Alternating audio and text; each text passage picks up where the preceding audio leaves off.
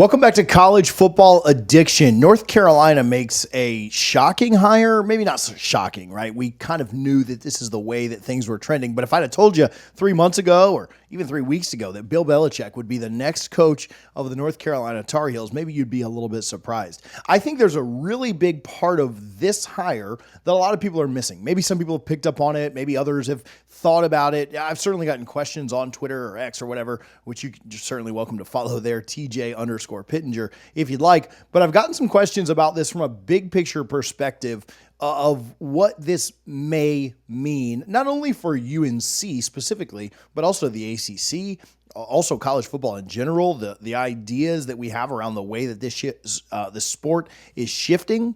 So let's talk about that today. First of all, a direct impact of a lot of people are, this isn't a super hot take video, right? I certainly do those at times. We certainly do things that we think will excite people or be entertaining. But from a nuts and bolts perspective of people have a lot of hot takes on whether or not any hire is going to work out. And at the end of the day, you really just don't know. The most sure things in college football oftentimes fail, and the things that you think would never work out oftentimes do.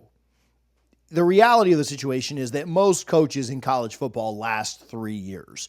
And will UNC probably be more patient than 3 years with Bill Belichick? I would imagine so. Obviously, his age is a question. I think he's probably a little bit more with it than Mac Brown was. And so I don't worry about that as much. It seems like there's obviously a pretty obvious succession path in place with Bill Belichick as well. And so maybe that'll mitigate some of that. But the idea that this is Mac Brown Part 2 maybe has a little bit of validity to it, but I don't think that that's a surefire thing. I don't think you can just say, hey, you hired an old coach, a has-been coach that had been successful in the past, and that is just part 2 of what you're doing here with Bill Belichick. I do view them as somewhat differently. To me, this does show that UNC is trying to be innovative. I do think that there are certainly some positives with this. I've spoken with some people around the UNC program, around that region, that have given me some thoughts. And, I think that this very much was a move that was dictated by powers higher than just Bubba Cunningham, their athletic director, who we've talked about a ton on here with conference realignment. We'll bring that up in just a moment. But I do think that the power brokers, the powers that be at UNC, whether that be high-level boosters, whether that be the board of trustees, whether that be whatever, I think this is a decision that came from much higher than just an athletic director. I do think it shows they're trying to be innovative. They are trying to make a splash. And in today's game of college football with the portal and NIL, and the fact that the sport, as much as we love it and as much as we may not love this aspect of it, this sport is becoming more professional, right? It's becoming closer to NFL light. And whether you love that or hate that, it doesn't really matter. I don't love it. I liked the old style of college football, but that's just not what we have right now. And obviously, every Pandora's box in college football has been opened right now, and we'll see if it ever gets reeled back in. But if it doesn't, and if this model continues to grind closer and closer and closer to NFL light, this is maybe UNC getting ahead of the curve there. I think that when people say, oh, this is just Mac Brown Part 2, okay, maybe there's some validity there, right, to what's going on. But I think this is closer to a mix of maybe Mac Brown and Deion Sanders, right? Deion Sanders, a personality, a very recognizable name, a coach that brought a lot of charisma and was able to pull recruits because of who he was. Maybe it's a little bit closer to that. Now, I am in no way saying that Belichick is going to replicate Deion's performance or turnaround of a program. And obviously, Belichick doesn't have a Travis Hunter or a Shedeur Sanders that's coming with him. But do we not think that Coach Belichick could pull some really elite talent with his pedigree, with who he is? The main thing in college football is still the main thing for the elite guys. NIL makes an impact. Roster makes an impact. Playing time makes an impact. Being a hometown team, all of that makes an impact. But the main thing for the elite guys, though money is a massive aspect of it now, and UNC is going to pay up. I don't think that UNC is just going to go cheap on NIL by any means. But NIL matters less to the main guys, in my opinion, and the main thing still is getting to the league. Those hundreds of thousands of dollars that you can earn in college, or even the couple million that you can earn as an elite prospect, still pales in comparison to what you can get in the league. And is Belichick a guy that, whether it works out or not, can convince talent to come to North Carolina and play and get to that next level? Whether or not he gets them there, that is not really the point. It's, can he convince kids that he will? A lot of guys were convinced to go play at Colorado because they believe that Coach Prime could get them to the next level. They were playing for a legend. They were playing for a guy that they grew up idolizing. Everyone still remembers the multiple championships that Bill Belichick has won. And there are very valid concerns. There are very valid questions around, look at him without Tom Brady. Look at him once he was, the decline happened in New Orleans. All of that is very valid. But the crux of college football is still talent acquisition. And coaching matters a whole lot in this sport, but I would argue that it matters less right now than ever. Nobody thinks Deion Sanders is just some amazing X's and O's coach but no, he gets players, he gets talent, and he gets better talent than most of his peers, certainly in the Big 12, certainly for the level that he's coaching at. Is Deion out recruiting the SEC? Is Deion out recruiting Clemson or other? No, not Ohio State. No, he's not. But against his peers, he is continuing to raise the floor. Now, what does Deion Sanders look like after Hunter and Sanders? That's a very valid question. But can Belichick replicate some of that? Can he convince guys to come in? And my thought is, I think he can.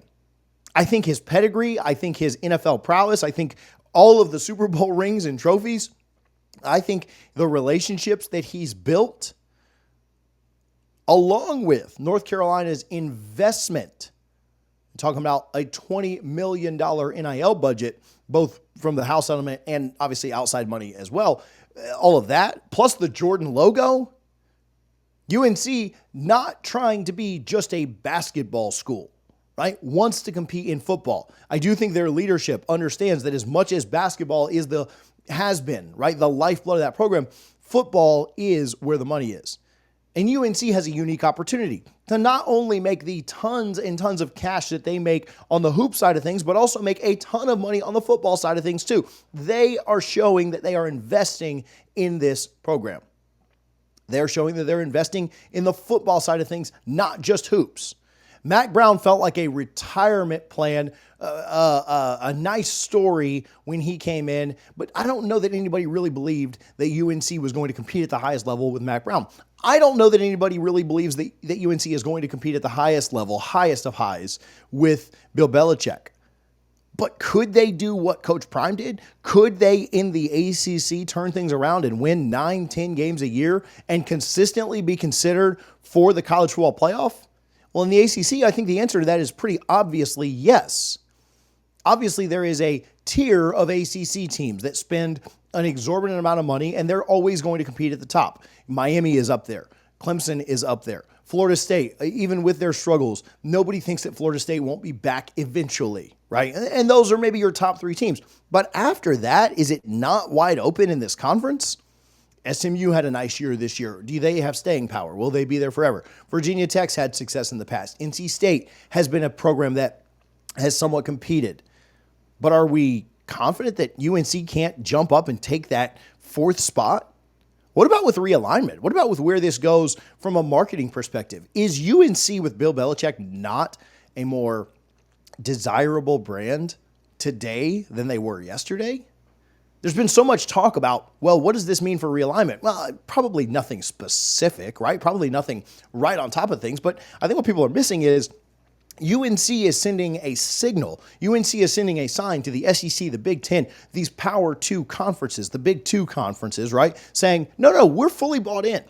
And the Belichick thing might work, it might not. They're certainly not underpaying him. They certainly are saying, hey, we're going to compete both NIL, both in coaching salaries, both in our brand, both in the way that we play on both major male sports. We're going for it. And to me, does hiring Belichick mean the SEC is going to call them up tomorrow and say, hey, come join us? No, I don't think so. But I do think it signals, hey, we're not just here to play hoops. And they're really good at that, right? Like UNC obviously has the pedigree on that side of things. But I think what this does signal is, hey, we're here to compete at the highest level in football too. And so you certainly wouldn't look at the Belichick hire and say that hurts their odds of getting into a major player conference. They are a flagship university of a new territory for both the Big Ten and the SEC. Are they not more attractive today? Could this blow up? Could this absolutely fail miserably? Could you see this thing go down in flames? Absolutely. Could you have seen that with any other hire they made too? Of course. No hire is a sure thing in college football. No hire is a sure thing in any sport or athletic arena. But this is one that you make a massive splash with, and you bring in a pedigree, you bring in a coach who has that name and recognition and star brand power. What kind of talent can you get there? Again, competing in the ACC is very wide open. A brand new team, an SMU team that both Clemson and Florida State mentioned in their lawsuits as not being worthy, literally was a 56-yard field goal away from winning this thing in year one. You don't think that North Carolina can compete right away? I mean, I would like to think that they can. I mean, UNC fans have to be thrilled about this because no hire is a sure thing. And so give me the name that's going to bring in talent. Because at the end of the day in college football, it is about acquiring talent. There's no draft. There's no rules. There's no you can't do this, you can't do that. You do whatever you want. And you've now got a coach. And you can make all the jokes about, his girlfriend or his age or post Brady or whatever. But you've got a coach that is easily one of the most recognizable immediately in college football. And I think this is a big picture good thing for UNC. Does it work out? I don't know, man. I don't have hot takes on that. I think it's got just as good of a chance as working out as any other coach. Are there concerns around the way that he'll run things? Are there concerns around the way that he will coach his players? I've seen tweets and speculation and YouTube videos and everything else about just will the players relate to him? Will they like the hard ass mentality that he's going to bring to college football? I don't know. I really don't have a great answer for that. I know that Saban wasn't super nice to his guys. I know that Kirby demands a whole heck of a lot out of his guys. I don't think Harbaugh was buddies with too many of his guys. And certainly you do have to coach differently. And from an X's and O's standpoint, is it going to work out? I don't know. But from a player acquisition, from a talent acquisition, from a brand acquisition, from a brand status, from just where we want to compete, if you're a UNC fan on the greatest level, I think it was a pretty good move. I'm not opposed to this. Could it go down in flames? Absolutely. But I think this was a pretty good move by UNC. And worst case, it fails. You signed him to a 3-year deal. Who cares? That's what you were going to sign any coach to. That's what you were going to do with any coach that came in. UNC wasn't going to go out and get Saban out of retirement. UNC wasn't going to pull Kirby Smart from Georgia. UNC wasn't going to go get Steve Sarkisian or Kalen DeBoer.